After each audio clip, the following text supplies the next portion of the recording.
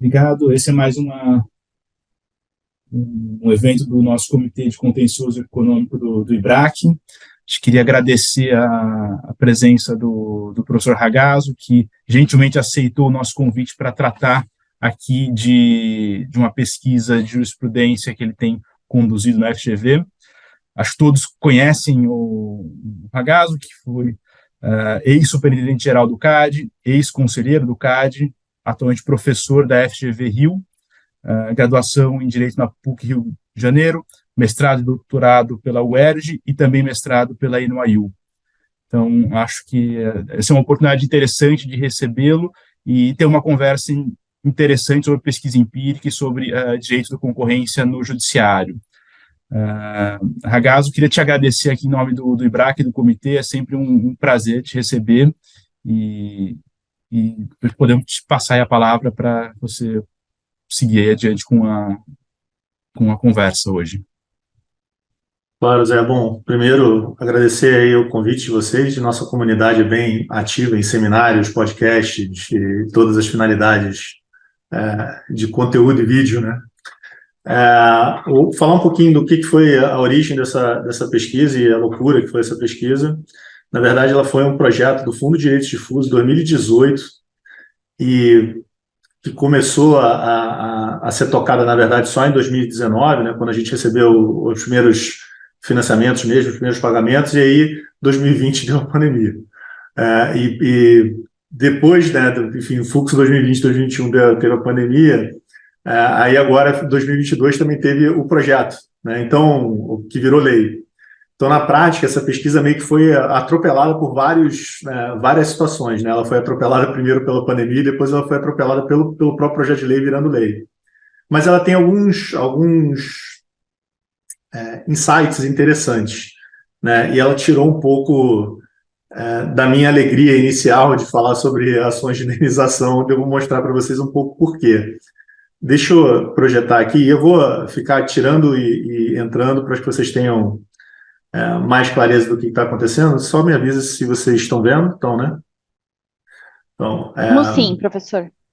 Vamos lá. O que foi a pesquisa, né? Eu peguei de 2003 até 2022, né? A ideia é ir atrás dos tribunais de justiça estaduais para ver que tipo de ações teriam vindo, e o foco foi em apelações. Por que apelações? Eu queria ver os obstáculos, né? O que estaria impedindo, né, os autores de poder seguir com os casos específicos de ação de indenização. Foi tudo baseado em coleta de dado de palavra-chave, né? A gente também fez em algumas circunstâncias, algumas pessoas foram bem... queria agradecer aqui o Bruno Mais, também foi muito importante também nessa pesquisa. Então, algumas pessoas também falaram sobre os processos, né? A gente teve conversas específicas, aliás, a gente falou com praticamente o setor inteiro, teve uma pesquisa de percepção, foram mais de 30 entrevistas, né? E algumas pessoas mandaram os números dos processos para que a gente pudesse achar e melhorasse, né, a qualidade da nossa pesquisa. O resultado, bom, a gente pegou 39 apelações.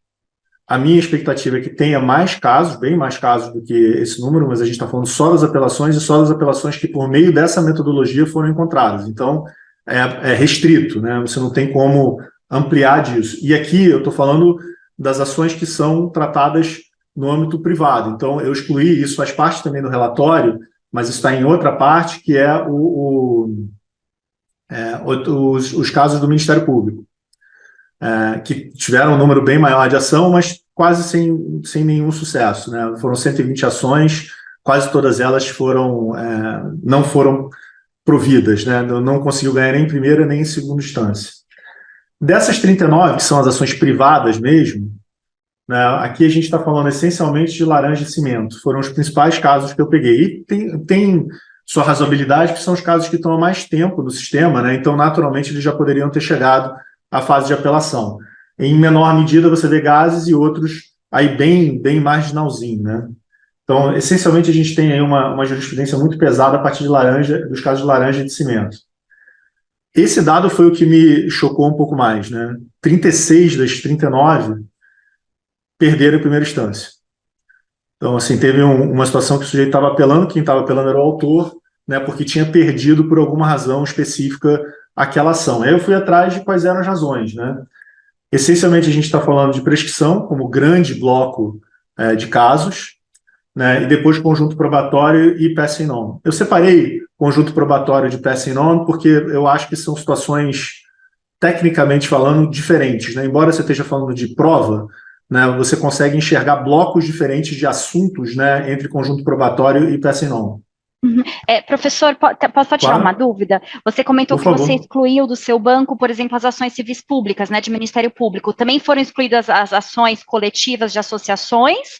Foram. Ou essas foram excluídas? Foram. Não, então, Tá. Foram sim. A lógica era justamente tentar pegar o privado mais clássico possível, né, da empresa individual que estava indo atrás de um prejuízo específico seu. Tá ótimo, obrigada. Isso explica também porque o número também é menor, né? Então faz parte um pouco da... Eu queria exatamente pegar e falar, bom, eu sou uma empresa, fui prejudicada por um determinado cartel, vou entrar no judiciário para buscar essa reparação. O modelo de class action no Brasil ele não é desenvolvido para essa finalidade. Então, o que acontece, né? Quais são as minhas barreiras? Prescrição, conjunto probatório e pass-on. Mas o mais pesado mesmo foi prescrição, embora conjunto probatório esteja muito próximo desse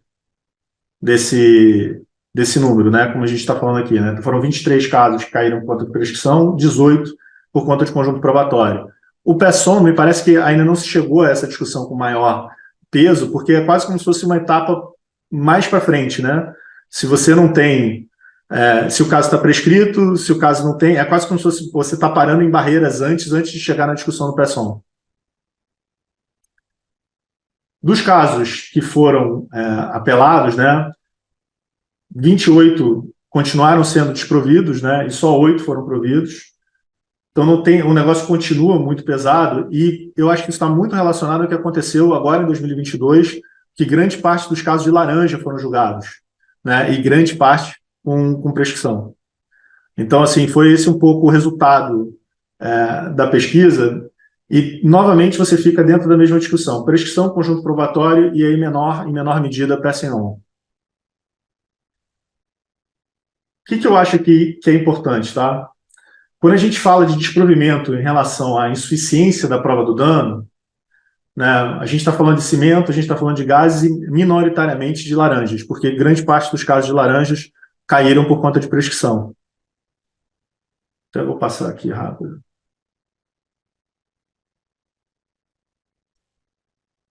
Resolvido aqui, para a gente mais para diante discutir algumas questões mais macro, uma parte da pesquisa eu já tinha esses resultados e eu estava conversando com as pessoas para poder ver o que elas achavam que ia fomentar as ações, né?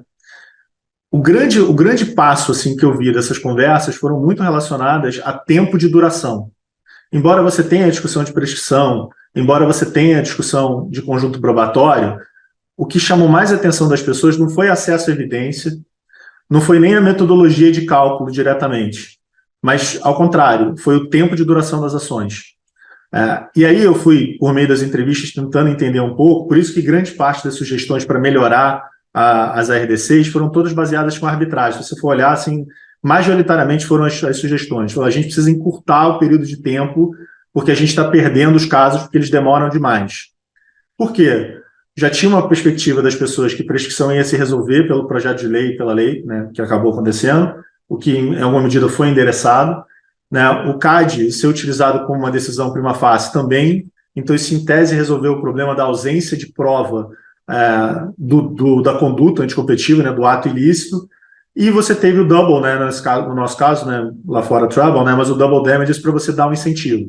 Onde que está o gargalo e onde isso ainda não se resolveu? Tempo da duração das ações. E aí, entrevistando as pessoas, muitas delas me disseram que essa questão do tempo, ela está muito diretamente relacionada com a cálculo do dano e período de perícia. Tem situações específicas onde os peritos indicados não têm a qualificação adequada para poder trabalhar nos casos, tem situações onde o próprio cálculo do dano é muito difícil, é muito complicado, e você não tem uma metodologia bem estabelecida para isso. Então, assim, o que deu para entender é um pouco que o gargalo está no tempo, mas especificamente dentro do tempo, com questões relacionadas à metodologia de cálculo do dano e, eventualmente, do Pesson. Então, o caso fica meio que encalacrado durante esse período e ele não consegue avançar. E aí, para poder elaborar as sugestões, vou tirar aqui, para poder elaborar as sugestões, eu fui ver um pouco o que a União Europeia estava fazendo depois, né, da aprovação da diretiva e, consequentemente, das normas, que foram semelhantes a que a gente acabou de aprovar agora. E você teve dois grandes movimentos, né? Um na Europa mais macro, e você teve um super recente na Espanha, que estava até em consulta pública até o final da pesquisa que eu apresentei o relatório. Basicamente, você tem alguns blocos de sugestões muito focados não mais em acesso a evidências, não mais em relação à prescrição, estão deixando de ser assuntos relevantes lá, como eu acho que também tende a deixar de ser um assunto relevante aqui, mas a maneira como você interage, no caso, com as autoridades do judiciário. Né? Então, para onde estão direcionadas as sugestões? Primeiro, se você pegar, por exemplo, essa consulta, o que foi apresentado na consulta pública da Espanha, você precisa trazer mais exemplos práticos de problemas no cálculo do dano. Você precisa ser mais didático nos guias, né, que são guias orientadores, para poder facilitar a compreensão do juiz dos tipos de perfis de conflito que você pode ter, de diferenças de tese econômica. 3, você tem que trazer situações em que isso já aconteceu, esse conflito já aconteceu no judiciário, para poder utilizar eles como exemplo de potenciais soluções para serem trabalhadas. Então, você tem um bloco que é praticamente você começar a trabalhar melhor com o judiciário, melhorando a didática dos seus guias. A gente tem o nosso guia da CEPRAC, né? Que foi trabalhado, né, uns 4, 5 anos atrás.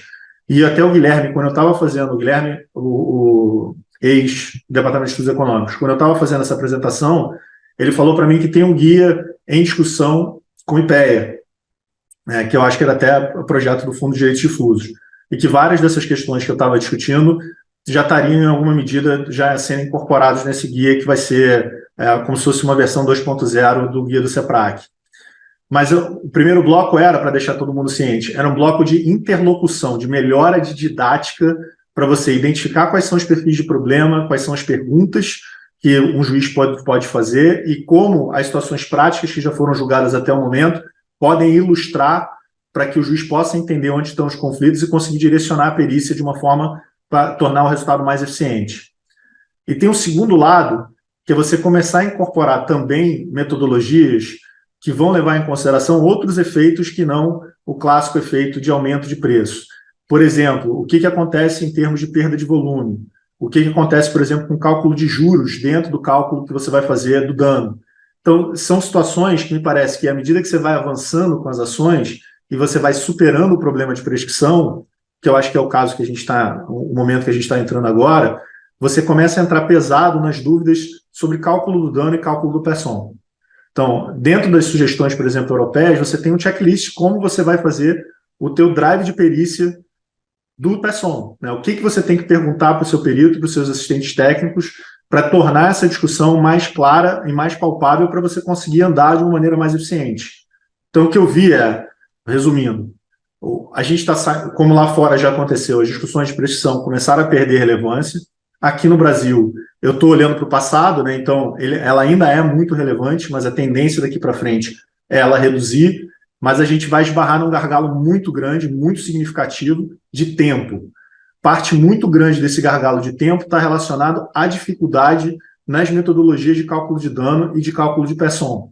A maneira como a Europa está tentando lidar com isso é modificar os guias, né? Ela está trabalhando, você tem guias específicos do Pesson e você tem guias de cálculo do dano, né? Você tem documentos separados, para você trazer mais didática para o público a quem ele é endereçado, que não somos nós, né? Não somos nós que somos operadores de defesa da concorrência, é o judiciário, para que ele entenda onde estão os conflitos, que você tem diferentes métodos de cálculo e diferentes situações a partir do tipo de cartel e da situação que você está vivendo.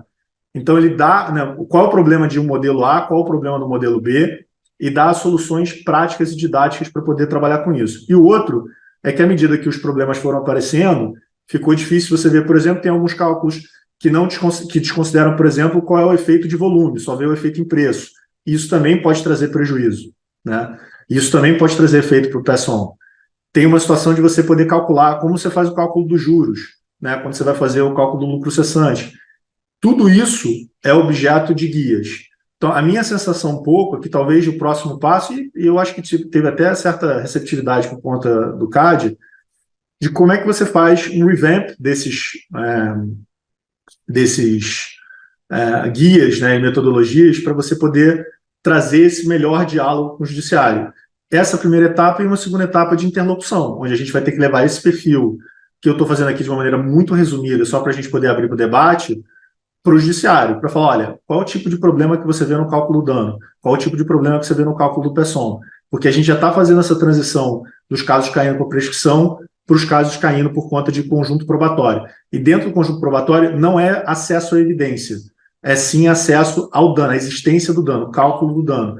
Grande parte das decisões que eu vi simplesmente falava, olha, você não pode presumir o dano a partir simplesmente da existência do cartel, você tem que comprovar isso. E você também não pode presumir que esse dano não possa ter sido repassado. Você tem que mostrar, aí tem inversão do ônus da prova, mas você teria que, de alguma maneira, faz parte do conjunto probatório instrutório, demonstrar que, de alguma maneira, você vai apresentar a inversão e você vai ter que se defender que isso não foi repassado a full para o teu consumidor, né, para o teu adquirente indireto. Zé, acho que era isso, tipo, eu estava querendo fazer um negócio mais rápido para a gente poder discutir mesmo e poder trocar ideia. Tá ótimo, aliás, acho super interessante. Quem da audiência quiser fazer pergunta ou tiver questionamento, pode usar o chat ou levantar a mão e a gente encaminha vocês aqui para participar da discussão. Carolina, não sei se quer começar, se tem alguma pergunta?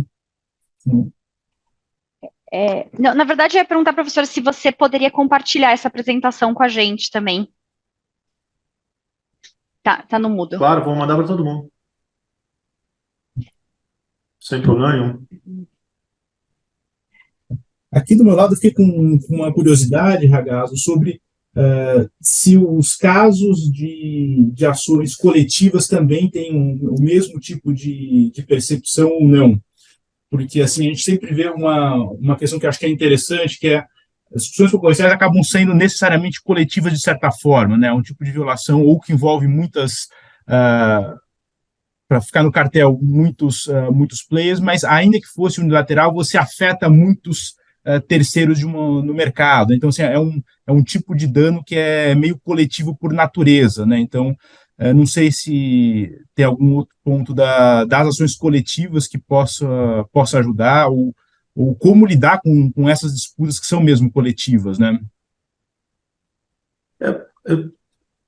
A minha dúvida das ações coletivas é um pouco de procedimentalização mesmo, né? Como é que você faz, né, a avaliação do dano de uma maneira coletiva? O que você vê muito isso é no caso específico do Ministério Público, né? Que ele considera o dano coletivo, dano moral coletivo. E no início, as ações, o judiciário não reconhecia o direito ao dano moral coletivo, e ao longo do tempo, isso foi caindo. Você começou a ver que essa tese começou a cair, você começou a permitir o dano moral coletivo. Então, eu acho que no caso das associações, primeiro a gente tem que ter uma experiência um pouco maior de class action, né, para entender um pouco como é que seria isso dentro de um outro formato, né, das empresas litigando em conjunto. E que eu acho que já começou, e isso já tem, só não chegou na fase que eu consegui enxergar aqui, mas provavelmente já tem muita coisa sobre isso. Mas do Ministério Público, que teve muito caso, aqui o problema você consegue ter o dano moral coletivo, o problema aqui foi diferente. Os casos não conseguiram ser julgados procedentes porque não se verificou a existência da conduta em si, porque o MP considerava só o preço igual como evidência do cartel. E isso foi caindo, sim, bizarramente ao longo dos anos. Mas a tese do dano moral, ela virou.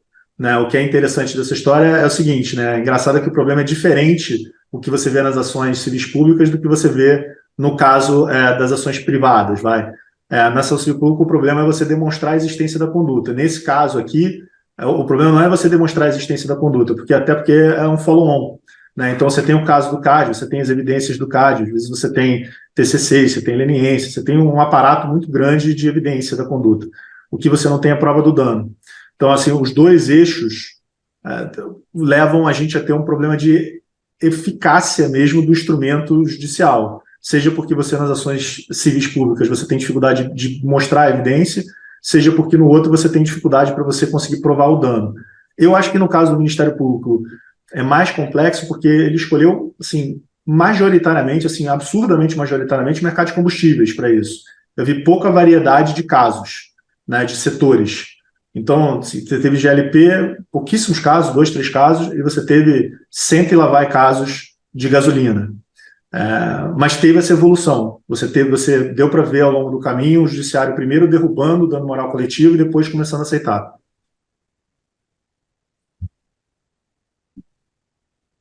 Carolina, pode ir?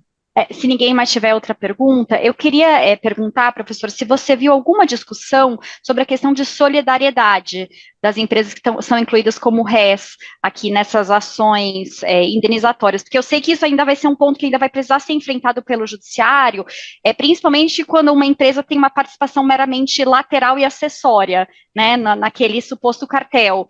De fato, ela vai responder solidariamente junto com o líder do cartel. Então, eu queria te ouvir um pouquinho se você já viu algo sobre isso especificamente na sua pesquisa. Lá fora, super, Carolina. Aqui não, porque os casos não estão. Acho que a solidariedade é uma situação que surge no momento posterior, né? Quando você efetivamente consegue uma condenação. Exato.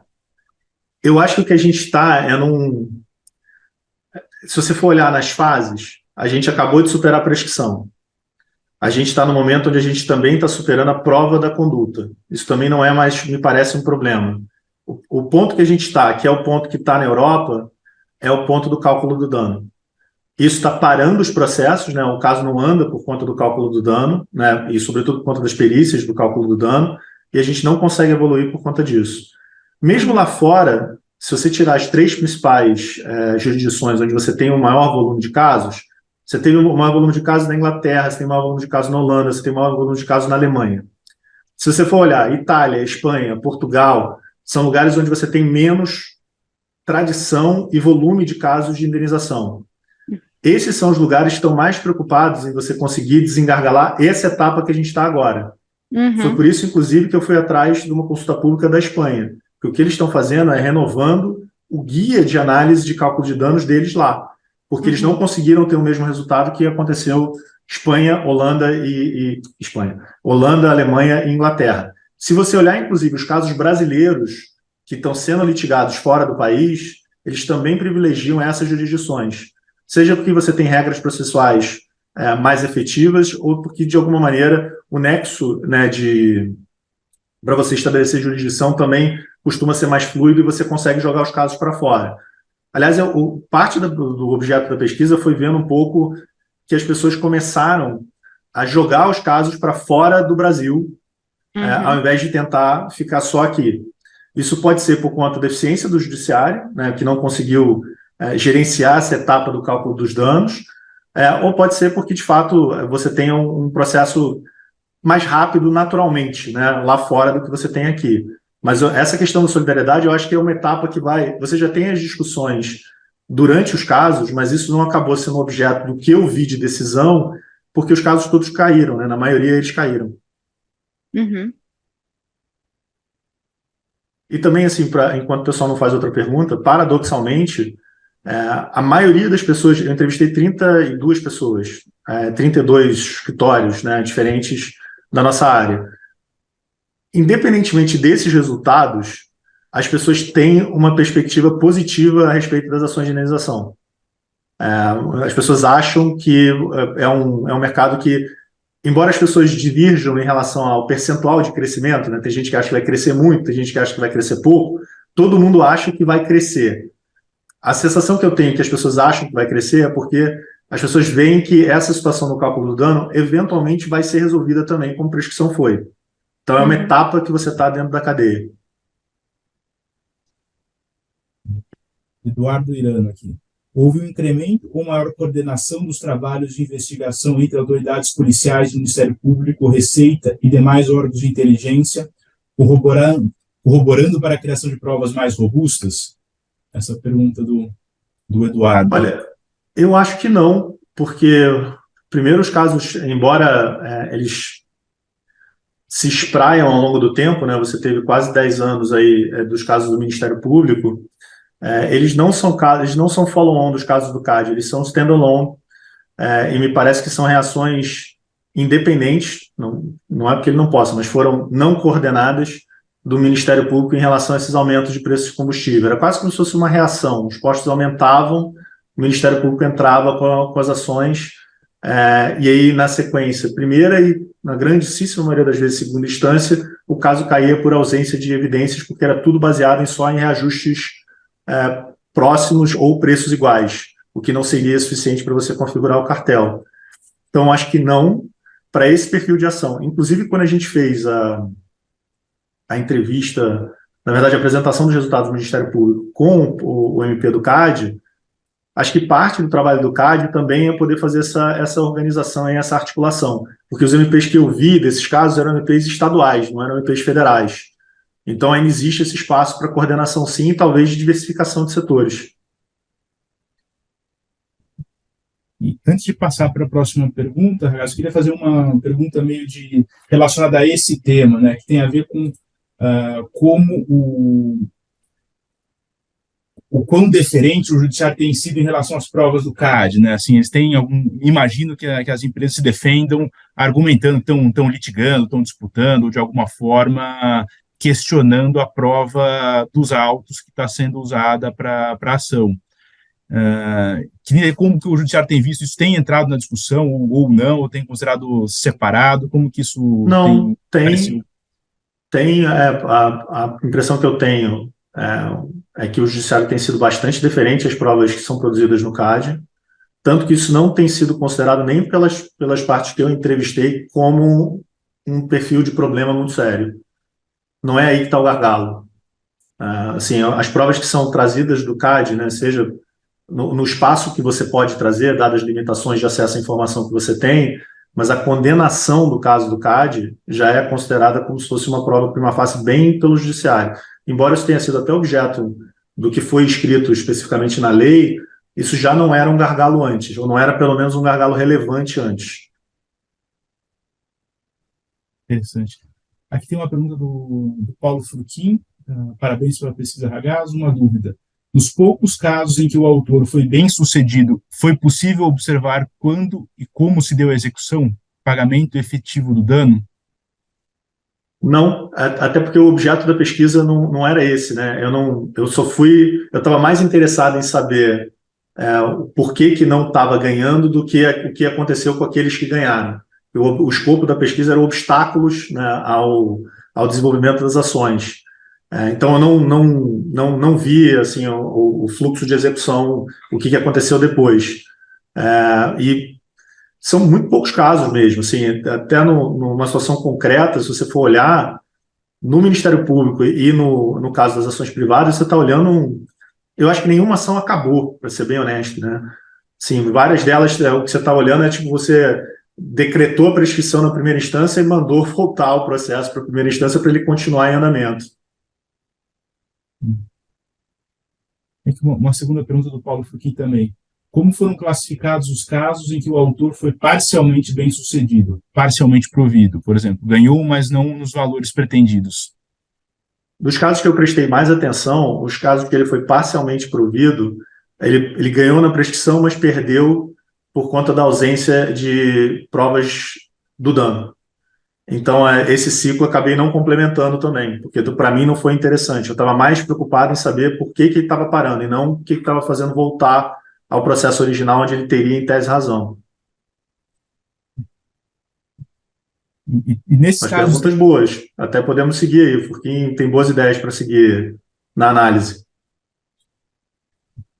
A gente tem um outro comentário do Léo Rocha Silva. Obrigado, professor Ragazzo, excelente como sempre. Você viu algo feito fora do Brasil a respeito de treinamento de peritos? Pensei que um convênio de BRAC com um sindicato de peritos judiciais pode ser um canal para esse gargalo mencionado. Parabéns e obrigado.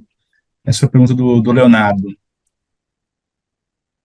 Não que eu tenha visto, mas eu tenho visto várias iniciativas de treinamento de juízes, até para poder lidar com esse perfil de discussão que vai estar, de alguma maneira, transposto nos guias e nas alterações dos guias.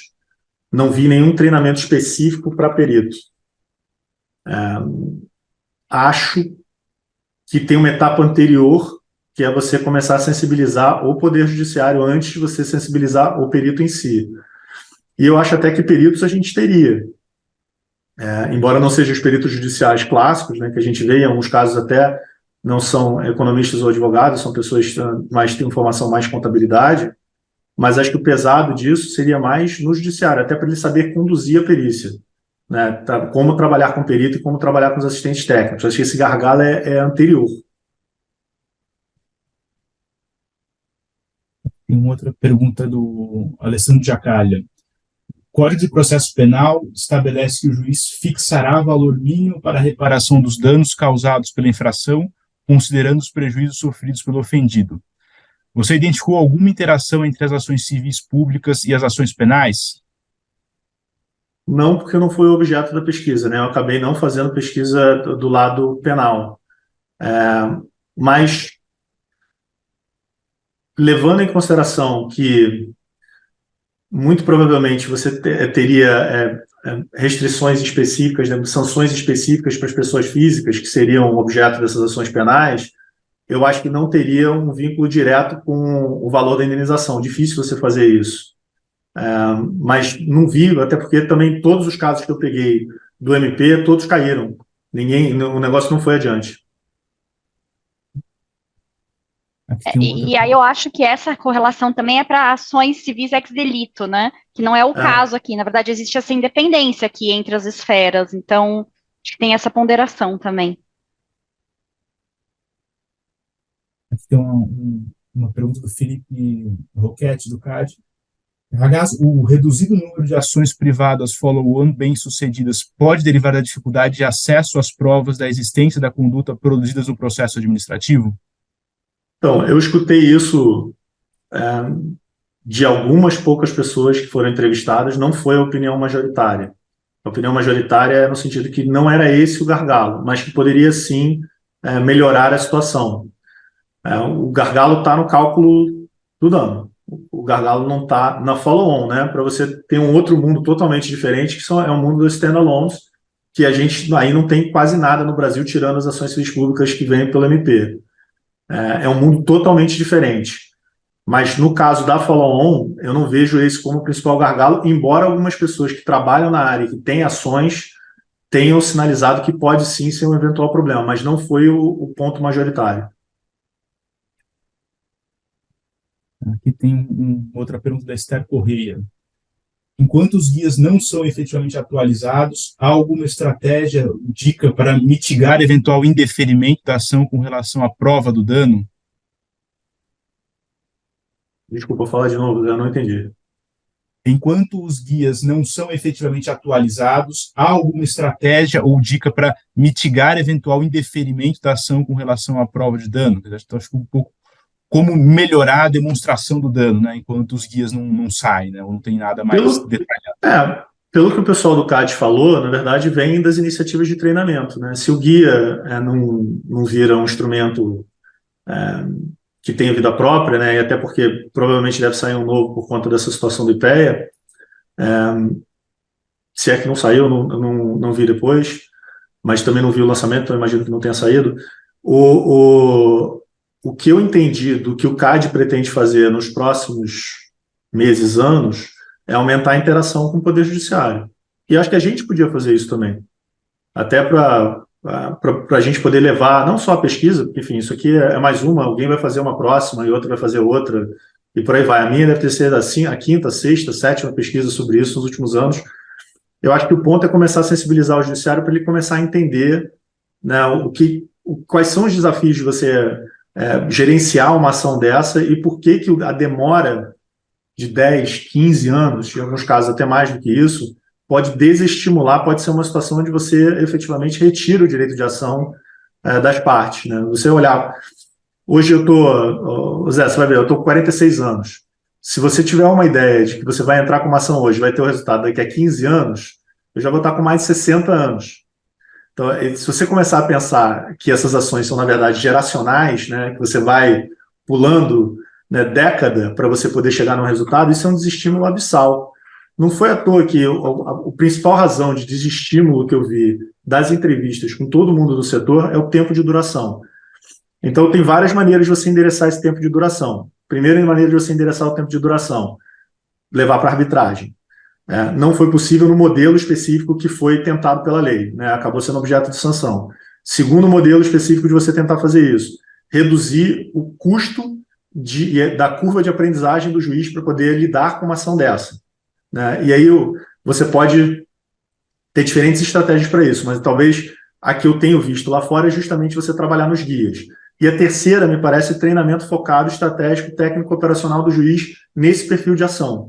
O problema é que, com o volume da ação, a gente está falando aqui, deve ter bem mais do que o que eu falei, mas a gente não está indo para milhares de ações. Você não consegue estimular o juiz, dentro de um universo tão pequeno, a chamar a atenção dele para isso, né? Então, é preciso de um esforço um pouco maior para a gente conseguir montar essas parcerias no judiciário e conseguir, a partir dessas parcerias, tentar minimizar um pouco essa curva de aprendizado que ele vai ter nessas discussões de cálculo de dano, que são difíceis mesmo. Eu peguei o guia europeu, peguei o guia brasileiro, peguei as discussões lá fora, pelo menos que eu tive acesso, e é bem complicado. E pode variar bastante a partir do caso concreto. Antes de passar para outras perguntas, eu tinha uma dúvida aqui em relação a esse ponto, se eventualmente o que fazer para fomentar, às vezes, até a composição das próprias partes, né? Se ter alguma precisão maior ou no quanto de dano no método de quantificação, ou alguma forma de você antecipar um pouco melhor qual seria o tamanho da conta, se isso não poderia ser um caminho também para que as partes se autocompusessem de alguma forma, ou do início, ou mesmo durante o processo. Se isso apareceu nas entrevistas, se isso apareceu fora também como uma possível estratégia. Super apareceu como algo que hoje não se tem incentivo para fazer. Uma parte da pergunta que eu fazia era, e isso foi praticamente unânime, tá? Eu perguntei, mas por que você precisa ter uma mudança na lei para você estimular a arbitragem, né? Porque lembra, o pessoal que está aí assistindo a gente, né, era quase como se fosse uma derivação obrigatória do TCC, né, como possibilidade. Então, as pessoas falaram, olha, como você não tem condenação, como você não tem pagamento, né, efetivo de indenização até o momento, as pessoas não enxergam isso como uma ameaça crível, então elas têm pouco incentivo para poder entrar numa solução de composição amigável. Algumas soluções você pode ter, dado que agora a gente tem o double damages, né, você pode tirar o double damages, né, numa solução de composição amigável.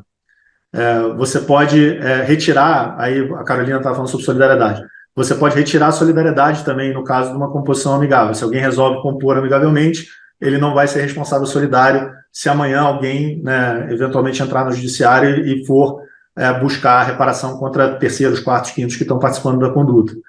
Você tem algumas estratégias para isso, mas eu acho que o D0 dependeria muito de você ter condenações, de você ter situações práticas onde as pessoas pagaram as indenizações. E, melhor ainda, se pagaram em dobro, né? Porque aí você começa a trazer esse objetivo para uma composição amigável de uma maneira mais clara se você tirar o double damages numa composição amigável.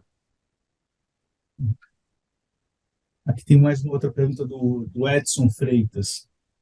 A delimitação do escopo da perícia foi capturado como um gargalo nas RDCs? Pergunto porque, ainda que a prova seja considerada prima facie, haveria o risco de essa força probatória ser relativizada se a perícia comportar a possibilidade de revisão da conduta, como seria, por exemplo, em uma ação anulatória de decisão condenatória do CAD.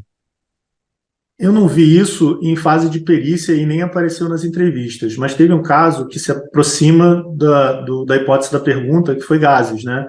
Como o processo foi anulado no criminal, né, isso acabou tendo reflexo também na ação civil. Então, é bem uma situação, né, de você teria, né, uma anulatória, digamos assim, né, impactando um caso específico de indenização. Mas eu não vejo isso no objeto da perícia, né? O que eu vejo mais do objeto da perícia é mais em relação ao cálculo do dano. E na argumentação você viu esse tipo de contradefesa? Dizer, olha, aqui não teve a condenação, mas quero rediscutir, pelo menos para fins da ação reparatória? Não na perícia, vi isso nas defesas, né? Não, nas defesas, isso. Sim, nas defesas sim. Nas defesas sim. A perícia ela tem um escopo, né? Essa possibilidade da anulação, né, por algum tipo de ilegalidade na prova, o juiz em tese teria competência para poder avaliar e fazer, né? Isso não estaria dentro do escopo da perícia. E no caso de gases, isso foi a principal discussão, vai. Tem mais uma aqui da Carolina Pagotto. Professor, nas outras jurisdições mais avançadas no tema das RDCs, como que a discussão do passing on anda acontecendo?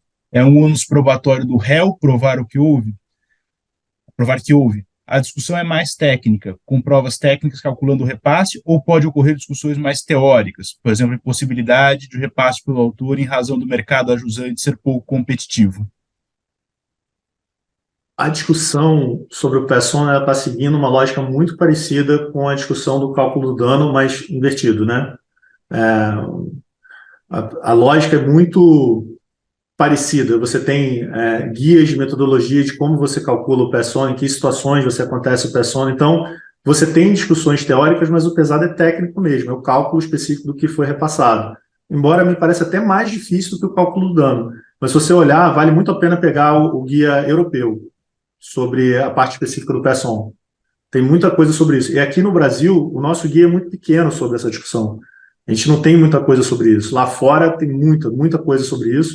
E você tem a ideia, inclusive na Espanha, de você fazer também um guia específico para o Pesson.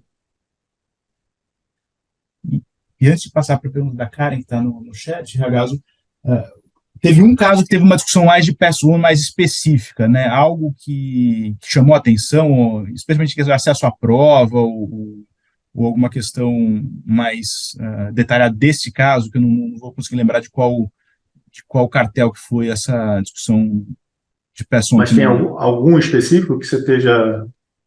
Na projeção que você colocou, um dos casos, eu acho, foi arquivado em razão do Pesson. Eu estava aqui pensando que elementos da discussão de Pesson foi o que gerou a decisão de... Acho que foi de cimento, que se entendeu que haveria uma presunção de repasse, né, se eu não me engano. Isso. E que você não poderia, na verdade, fazer esse movimento, né? Mas a discussão foi em cimento. A principal discussão foi em cimento, né? Aqui tem um outro da Karen. Excelente trabalho, Ragazzo.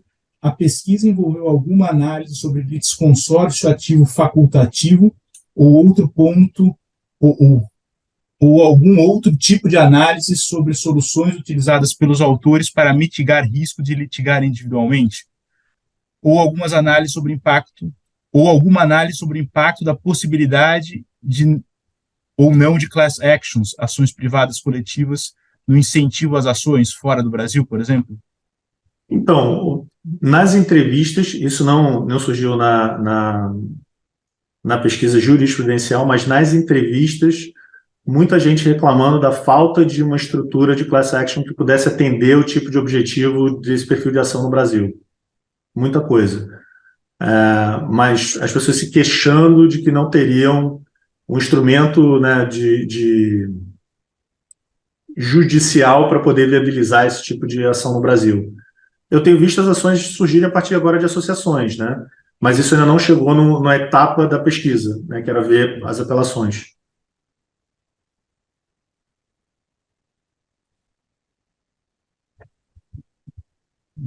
A gente não tem mais perguntas aqui no chat. Não sei, Carolina, se tem algum outro comentário, perguntas? Seriam essas, pessoal. Obrigado. Então, super obrigado, Ragazzo. Assim, não sei, Bruno, você tem algum comentário, alguma intervenção? Não tem. Já conheci essa pesquisa do Ragazzo aí, a gente conversou sobre o assunto. Eu acho que é um baita estudo para a gente pensar formas de avançar aí, de melhorar procedimentos, enfim, acho que falta agora é como obviamente, incentivar isso de uma forma equilibrada, né, com todos os prós e contras aí que existem nos próximos anos, né? Mas obrigado aí pela sua apresentação de novo, Ragazzo. Acho que eu já vi algumas vezes a sua apresentação aí. Eu fiquei triste com essa apresentação, Bruno, para dizer a verdade. Assim, eu estava esperando um resultado diferente. Assim, quando eu comecei, eu estava mais motivado em dizer, olha, o problema é simples, é rápido, mas não é simples nem rápido. Assim, me parece ele é bem complicado, e para a gente poder fazer um turnaround aí, conseguir ter um número muito grande de ações, resolver esse gargalo do tempo, que não é particularmente fácil. Eu acho que se a gente tivesse, de fato, uma prática de arbitragem muito pesada para a discussão desses casos, aí sim o negócio viraria uma realidade, mas a ausência de uma condenação, de fato, é um gargalo hoje difícil de superar. Por isso que eu estou vendo tantos casos, a gente vê até os escritórios com modelo de negócio de levar o caso para fora mesmo e litigar o caso fora do Brasil, né, para poder ter um espaço de tempo do início até a condenação bem mais curto. Não, eu concordo. Acho que tem uma discussão de ferramental aí, de qual a ação correta também. Nós não temos class action aqui, tem as ações coletivas que estão vindo, tem as ações civis públicas, enfim, acho que tem uma série de discussões aí. Eu acho que a gente precisa fazer mais esses debates aqui, engajar mais as pessoas e tentar avançar aí nessa agenda. Os problemas são maiores do que a gente imaginava mesmo, eu concordo 100%. Pelo menos, talvez, o primeiro passo de diagnóstico, eu acho que ajuda a calibrar bem o esforço depois. Eu achei bem interessante da apresentação, Ragazzo, assim, esse afunilamento em cima dos gargalos específicos, né, que eu acho é algo que, assim, facilita muito concentrar o esforço naquilo que realmente é o que está impedindo os procedimentos de fluírem melhor, né? Quer dizer, uma maneira inteligente de concentrar o esforço, tempo, dinheiro e recursos naquilo que realmente pode ter uma probabilidade de resolver o problema com uma chance maior. Então, acho que, apesar desse resultado não ser tanto o esperado, mas eu acho que ele tem um elemento prospectivo que é importante, né? Então, acho que vale seguir ainda nesse caminho. E se a gente não tiver nenhuma outra última pergunta, queria só agradecer de novo aí, Ragazzo, o seu tempo. A gente fica aí à disposição, a gente tem evoluindo aí em temas relacionados, mas acho que esse é talvez um dos grandes pontos de evolução aí para frente, né? Se eu puder dar uma última pseudo-sugestão, a sensação que eu tenho é que se a gente conseguir estimular o CAD a ter um novo guia sobre cálculo de danos e PESON, a partir desse documento a gente consegue criar um motivo, drive, para poder falar com o judiciário e conseguir desenvolver aí um pouco mais de um relacionamento para aproximar mesmo e conseguir talvez trazer mais amplitude para essa discussão. E aí, quem sabe, poder fazer algumas mudanças específicas para poder fomentar a composição amigável. Mas acho que a gente precisa reduzir o tempo do caso. Enquanto a gente não conseguir fazer esse movimento para reduzir o tempo de duração das ações, vai ser muito difícil você ter um fluxo de ações muito grande no Brasil. Assim, resolver o gargalo do cálculo do dano talvez seja a razão pela qual demore tanto. Mas precisa resolver o problema macro, que é demorar demais. 10, 15 anos não vai fazer com que as pessoas tenham incentivo suficiente e você vai ficar discutindo muita estrutura de financiamento para essas ações, você complexifica muito ela para ela se transformar em alguma coisa que vai, inclusive, sair para pequenas e médias empresas, né? O outro lado, eu acho que vocês já estão fazendo, que é você conscientizar os diretores, conscientizar a administração das empresas. Acho que todo mundo hoje, e a pesquisa refletiu um pouco sobre isso, pelo menos das grandes empresas e, sobretudo, das multinacionais, tem consciência das RDCs, as pessoas sabem que existe, né? Então, o gargalo não está mais em conhecimento do instrumento, o gargalo está na duração do processo. E se a gente pudesse fazer alguma coisa para poder reduzir isso, falar, olha, o problema é esse, isso desestimulação, isso reduz esse fluxo de casos no Brasil. eu acho que a gente poderia ter algum resultado. Interessante. Bom, acho que era isso, Ragazzo. Queria de novo te agradecer aí o teu tempo e a disponibilidade. E vamos aí pensar juntos aí em como abreviar esse lapso, porque realmente não que seja um problema específico de concorrência, acho que é algo mais geral do próprio judiciário como um todo, mas que realmente tem tido esse impacto negativo. Às ordens. Quiser arrumar confusão, Zé, tô aí. Obrigado, Ragazzo. Obrigada, professor. Obrigada. Tchau, Valeu, gente. tchau. Até mais. Tchau.